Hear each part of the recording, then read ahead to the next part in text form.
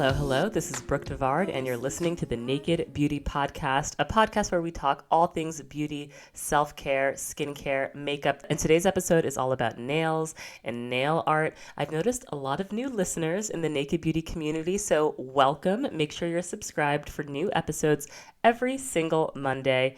Today is a deep dive. We're not talking to one person, but getting multiple points of view on the state of nails.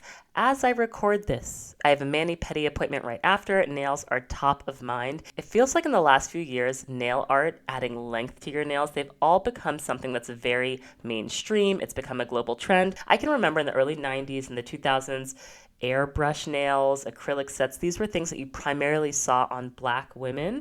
But today's nails really go beyond the nail art I grew up with, and expressing yourself with nails in general has really become a global phenomenon. One of the best manicures I got in my life was in Tokyo, and they really took their time. It was like a 2-hour nail appointment, such intricate artwork, but there was such a love and passion for what they were doing. In today's 2025 nail landscape, we have different shapes: almond, coffin, stiletto, square, oval, squoval. We have different types of nail polish. You can get regular polish. I don't even know who gets regular polish anymore, but even the regular polish has been upgraded. We now have 5 free nail polish that's free of any toxic chemicals. There's, of course, gel polish. There's cat eye polish, where you use a magnet to create designs. There is dip polish. There is shellac. There are so many types of polishes. Chrome polish. You can add charms, 3D elements, pretty much anything you can think of has been done on nails.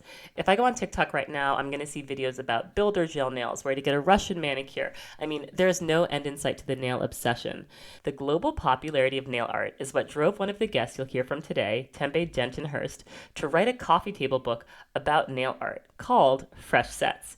Now, this book arrived to my home, and Mavi was immediately hooked. He was obsessed. He flipped through every single page, and it's a beautiful coffee table book where each page is different nail art from around the world. He was fascinated by nail art that had candles on it, nail art with gems, nail art that had neon and glow-in-the-dark elements, and his interest in this book makes a lot of sense. Nail art is art. I'm so glad that Tempe created this coffee table book to capture this moment in beauty history. So we wanted to create our own episode exploring nails as a topic. First, you'll hear from the author herself, Tembe Denton Hurst. If you don't know her writing, she's an incredible author. She wrote an incredible book that came out in 2023 called Homebodies, and she's also a staff writer at New York Magazine's The Strategist. She knows so much about beauty. I was so excited to chat with her about this book. Tembe and I got a chance to talk more about her book, Fresh Sets, and some of the history behind the nails that we know and love today. Welcome to Naked Beauty. I am so excited for this conversation, all about nails and nail art and the history of nails. I'm so excited. Am such a Naked Beauty fan and have been a Naked Beauty fan for many, many moons at this point. And so I'm really, really thrilled to be finally on the other side of the listening process. Well, it's an absolute honor. I want to get into all of the nail artists that you interviewed for this book. And what I love about this book is it's nail art around the world. So you're hmm talking to people in Mexico, you're talking to people in Paris and Berlin. What was the process for sourcing all of the nail artists that you interviewed and captured their beautiful nail art for this book?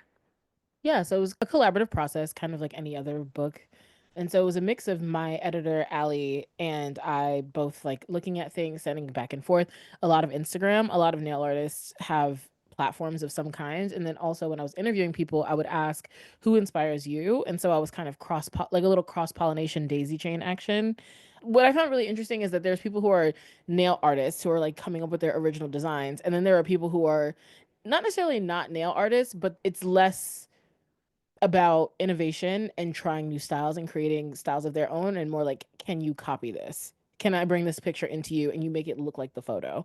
And so, you know, there are a lot of people in the space who are technically very proficient, but weren't necessarily making their own work. So I would look at someone and be like, oh, wow, her lines are really crisp. This looks amazing. And then you would see it would be like inspo from tag this other creator. So I would kind of try to find the original creator to speak to people who were not just technically really proficient, but also creating things, and people who just had a very specific or interesting process for thinking about nails.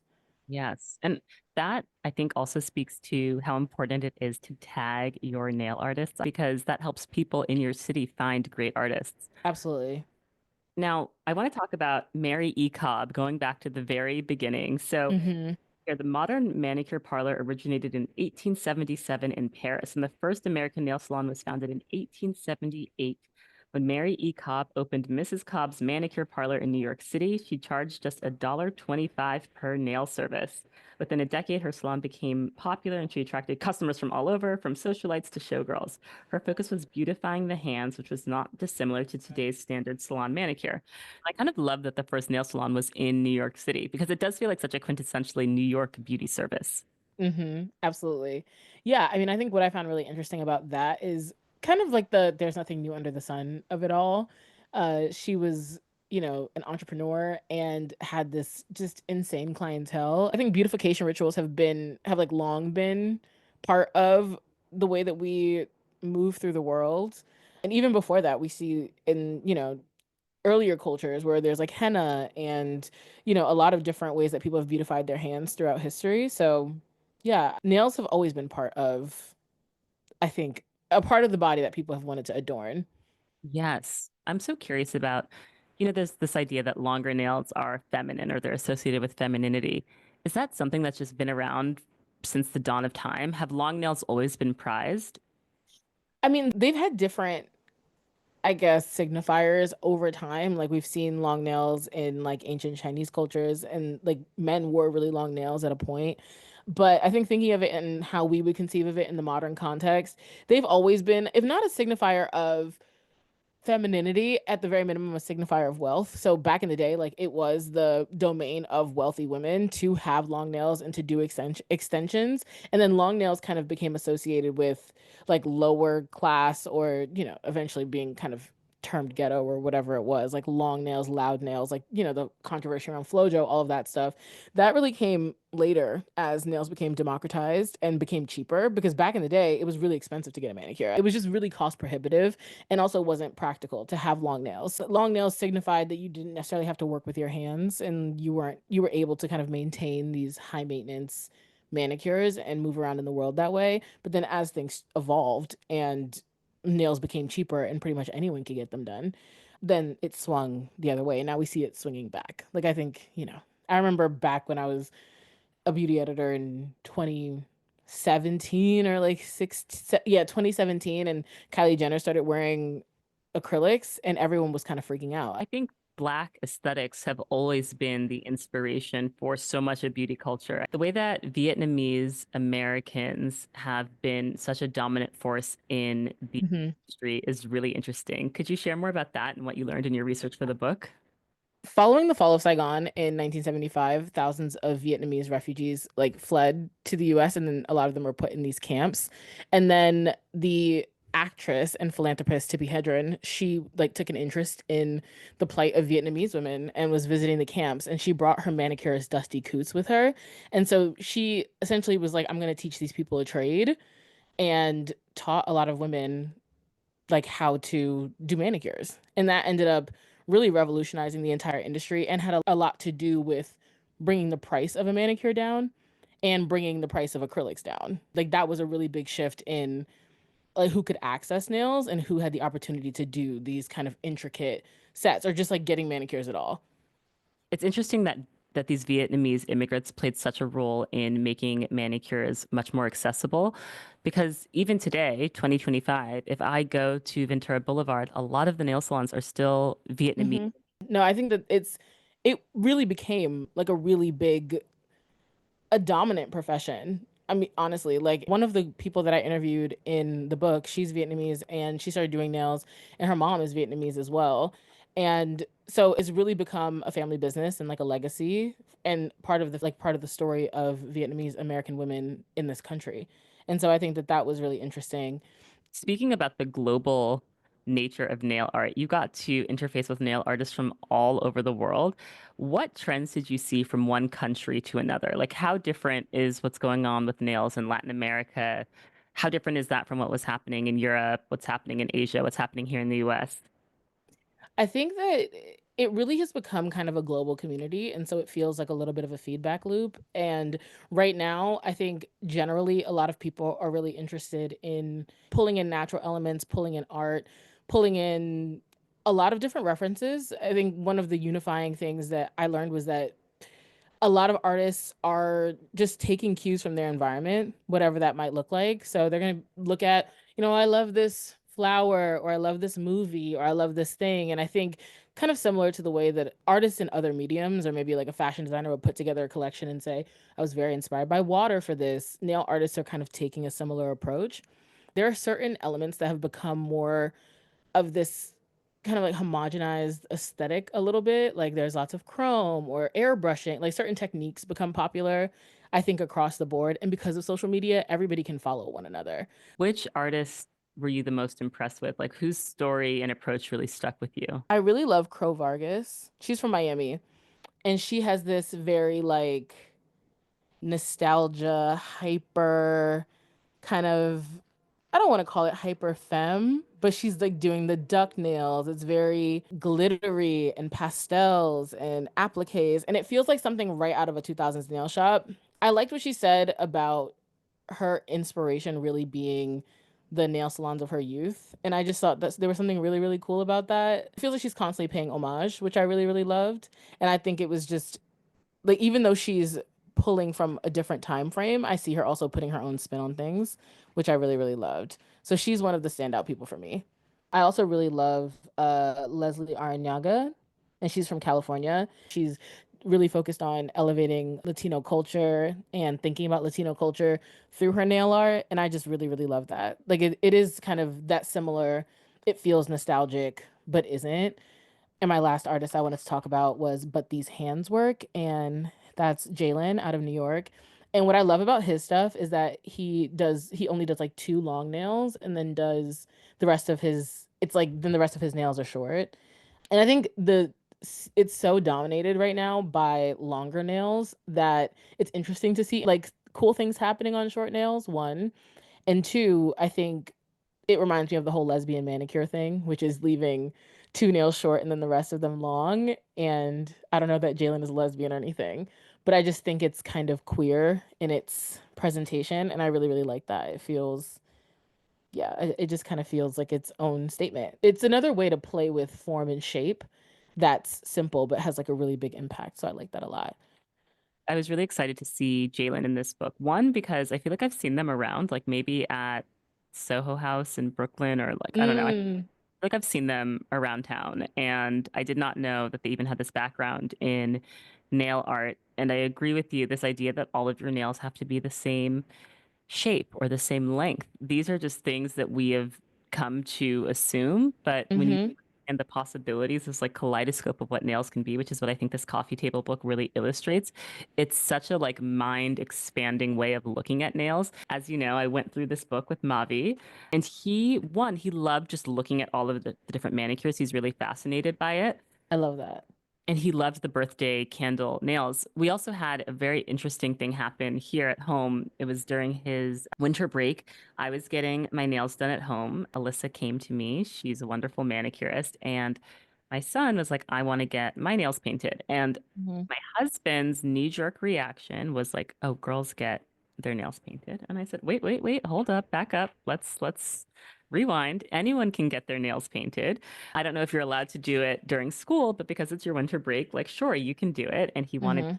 he got he said, I want to get my pinky blue and like this nail green. So he got three nails Cute. painted. But it was so interesting to me how like he didn't immediately go to getting all five fingers painted. He didn't immediately think, okay, they're all the same color. Like he had this idea where he wanted his two favorite colors, blue and green, and he knew the different fingers that he wanted them on. And he liked Mhm. looking at his hand for that like one little week that he had his nails painted. And it was just like, wow, yeah, like there's so many things that when we gender, that we assume about how our nails should be painted that are just Mhm. socialized.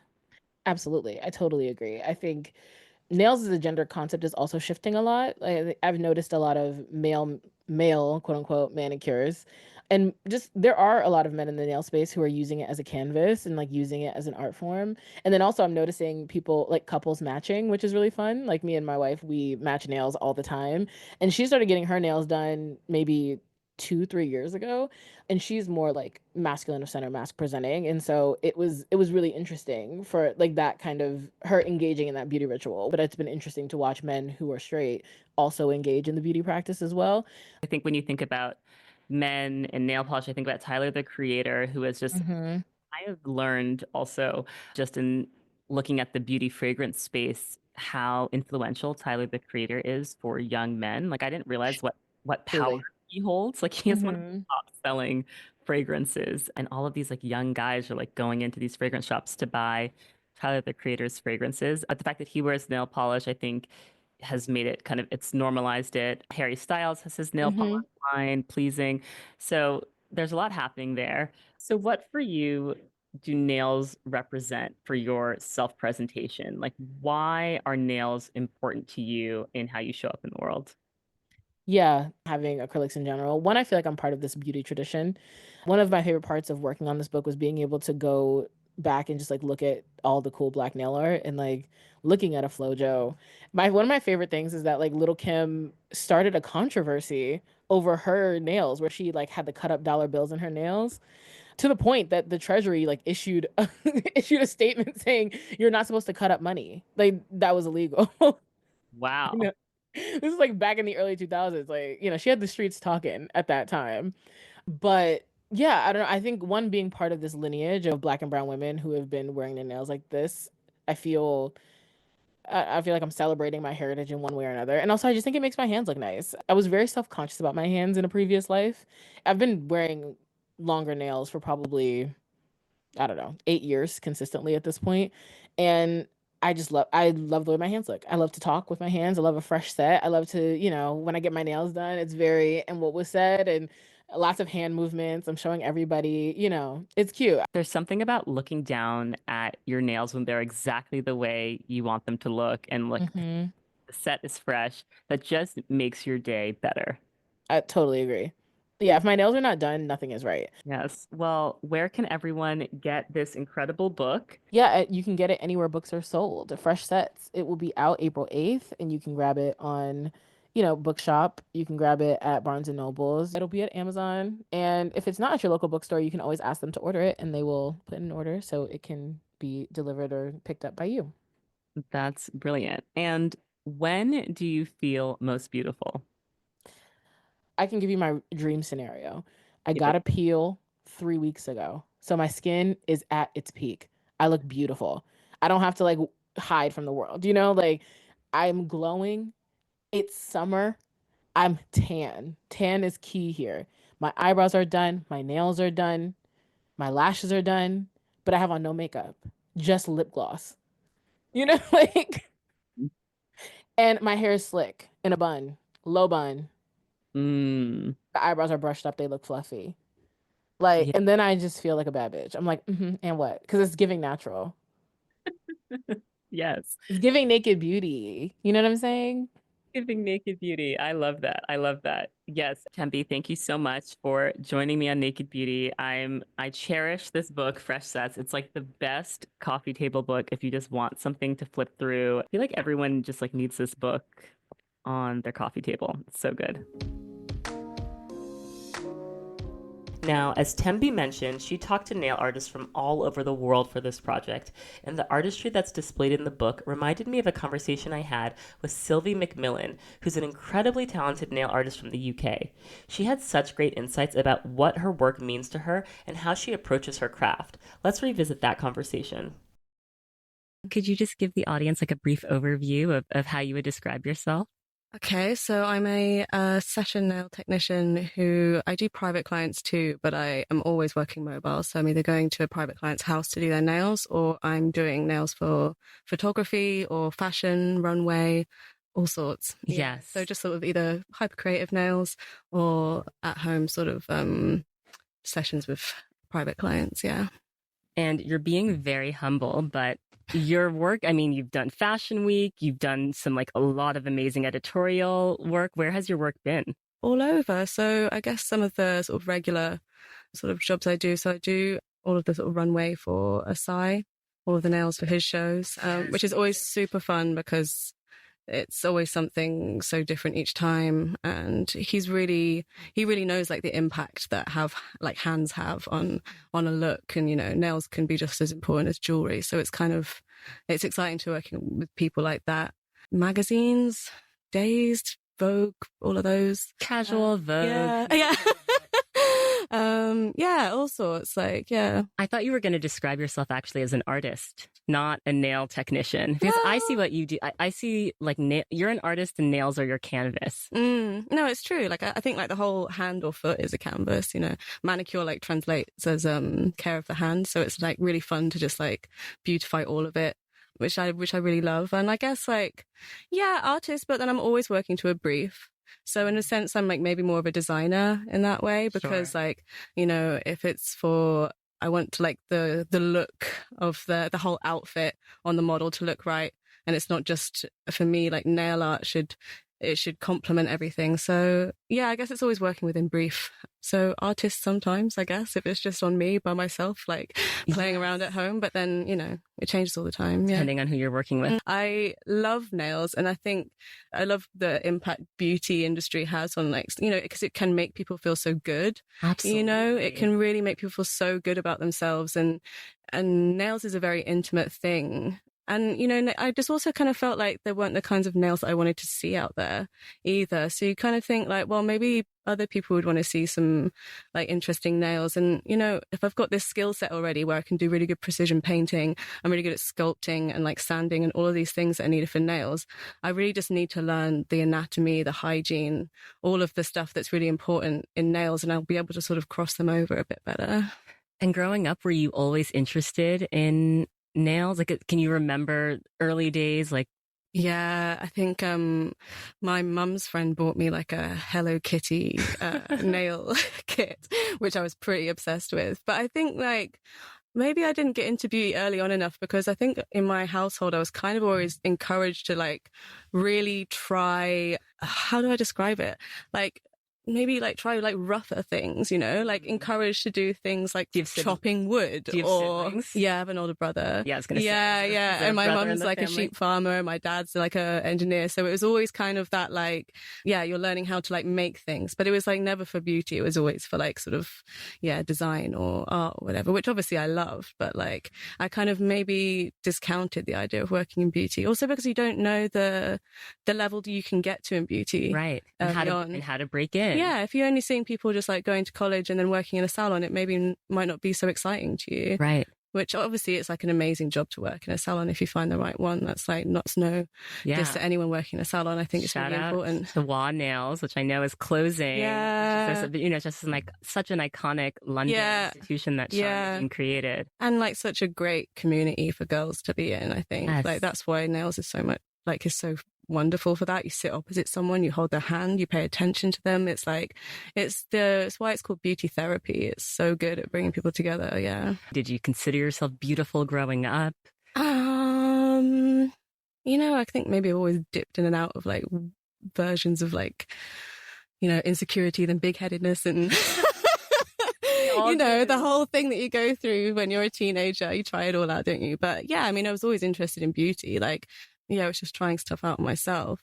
How did you access it? Because now kids have the internet, so they're able to access it so much more. Like, was it magazines for you growing up? Yeah, same. Like, just like even, buying so many copies of Vogue. Like, so many. Yeah, wallpapering your room. Yeah, exactly. Same. And I always found the beauty shoots in those like really incredible. I thought like the ideas for makeup were amazing. Yes. Yeah, really, really cool. Irving Penn had some incredible beauty editorials. Yeah. No, gorgeous. And you mentioned earlier how hands can make the look. Can you say more about that? Yeah, for sure. Like I mean, like someone said to me a while ago, like, oh, why aren't you doing makeup? That's, you can earn way more money doing makeup and you'd be really good at it. And I'm like, but I actually prefer hands. Like, I think hands are far more emotive than our faces are, really. Like, because we can train our faces to be like really to look calm and to give eye contact and to just seem super chill. But when you see someone move their hands in a certain way, it's so telling. You can't stop your hands from sweating, you can't stop your shaking or fidgeting. Yes. You know, they're so telling. And, you know, you see it when people are elated, they move their hands in a certain way. And when people are stressed, they move their hands in a certain way. And when they're sad, you know, there's all these like different sort of funny characteristics in hands that I think are so interesting. And yeah, for fashion. And I think it ruins the illusion of the character you're trying to create when the hands are wrong in the look. What would be an example of hands being wrong in the look? Well, you know, I've seen it before. Like I've actually in mags where you've got this model and she's so beautifully made up. She's got all the most amazing jewelry on. The look is so complete. And then she's got dirty bitten nails. Right. And you're like, oh, that's just like completely just shattered every illusion I had of what she's meant to be, you know? So yeah, I think like hands can make such a vast difference. And then that's not to say that every hand needs a long, elaborate nail on it. It doesn't, but it needs the right kind of nail on it for sure. Yeah. And what are the basics of hand and foot care? I would say like everything else on your body is to eat really well. Mm-hmm. That would be the best thing for your nail strength for sure. Do you believe in biotin and all of these nail supplements? Well, I think like some of the supplements do actually work. I have some clients who take biotin. I don't know, maybe they just have like amazingly thick, fabulous, like strong nails anyway, but some people have found it makes a difference. The thing that's tricky about biotin is it makes your skin break out often when you first start taking it. Yeah. What are the kind of trends in nail shape and what do each of them communicate? What do they communicate? I think that's like a really hard thing to answer, isn't it? It is a hard thing to answer, but for me at least, in my mind, where my mind goes, but I want to hear where your mind goes. Like when I see like a nice oval shaped nail, it feels very ladylike and like kind of prim and proper, and like a really square feels kind of like younger and trendier. And like, do you associate different nail shapes with? For sure. Yeah, definitely different nail shapes with different styles. But I think, you know, for like an oval shape, I don't like a short oval. Right, it's got to be a long. I think that is an ugly shape.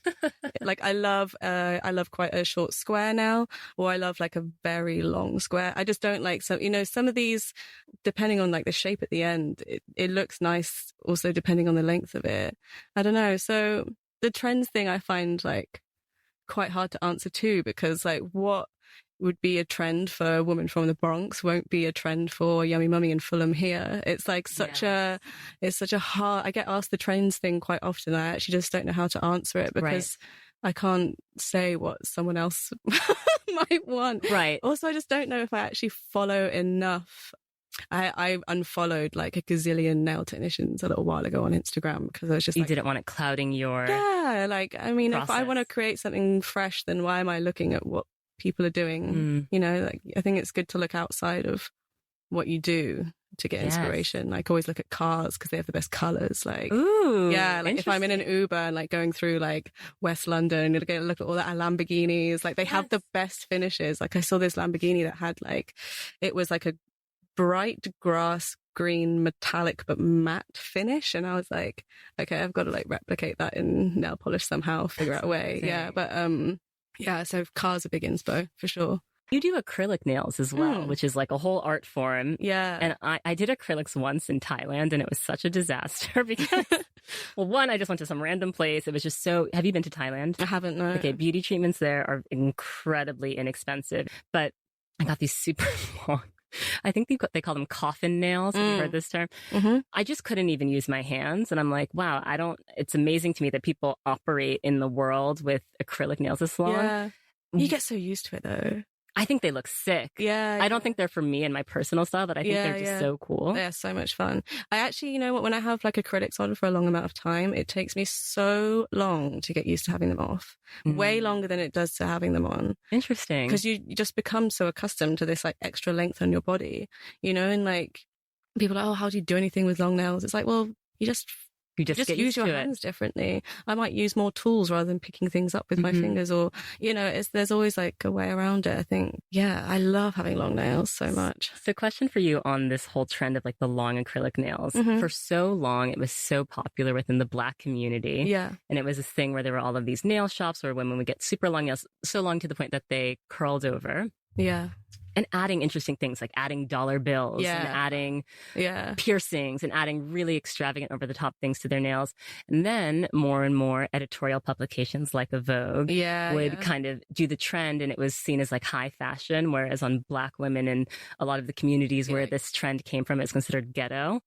As a white nail tech, how do you kind of toe the line between like cultural appropriation or making sure that if you are doing styles like this, that they're connected back to the originators of the trend? Yeah. I think it's like with every time someone asks me to do a long nail, or I get like an email being like, oh, we want you for this editorial, we want like ridiculously long nails. And I'm thinking like, why? But why though? Yeah. Like with every other choice you make about what you're putting on your model, why? Yes. Because like that model might not necessarily like need long nails on her to complete this look. If you're doing it for shock, I'm not interested. Like I think that's boring. You know, I think people can wear what they want to wear, and people can have the style of nail that they want, but they have to have it for the right reasons, and they have to respect all the people that have had it done before them. Right. You know what I mean? Have you ever felt like you've been in a situation where it was clear they were going for like a hood aesthetic? Yeah, I mean, I literally a while ago I had this like gay guy. He was like, "I want some ratchet ghetto nails by you," and I was like, I don't even know, like, it's never gonna happen. Audacity to request I know. I was just like, that's. I was just thinking in my head. I was like, well, he's like, luckily he's not sat down at my nail desk asking me for this, but it's just like, at least I've just met him out and I can just walk away from this like whole scenario. But it's like, I just think, God, no, you would not honor that look at all. You would just not honor it. Yeah. And I think so many women have spent so much money and so much creative energy and so much time and training to do the nails too. It's just, you got to always be respectful of the industry you're working in, and always know the history and the implications of what it means to have the wrong nail on the wrong person. Yes. So, I'm happy to hear you say that. Yeah. Hear you say that. Yeah. I could talk to you about nails for literally hours. For people that are reluctant to dip their toe in like the nail waters, if they want to try something new, like what are some lightweight ways that they can get, like just try things? Like, is it like, oh, maybe try a neon nail first, or maybe try like a design on one nail? Like, what are baby steps? I think try a color you would never normally wear. Okay. And actually, because before I was doing nails, I always wore this one color, Clam Bake by Essie. It's like the nicest, best red ever. It's so good. It's actually just hands down the best red ever. But now I wear colors that I actually just don't think will suit me. Really? Just to try it. And then I end up loving them. Like this blue on my toes. I love it. I always thought that like my skin was just way too pink to ever have like a bright blue on it. But it makes me happy. So I think like just try colors that you wouldn't normally wear. I think it's such a fun thing to do. And it's not permanent. It's not a tattoo. True. Just take it straight off if you hate it. True. But you might realize that actually that green or that yellow goes with all of your clothes so much better than the red or nude does. Ooh, I'm going to get my literally after we record this, I'm just like, ooh, what color am I going to get? Yeah.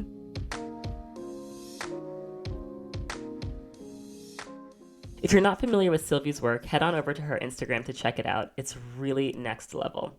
The thing is, nails are a creative endeavor and a relationship. You have to trust the person who's doing your nails to make your vision come to life. One of the things that I've done for both of my births, when Mavi was born, I did a blue manicure like every single month for like I think the first 6 months of his life.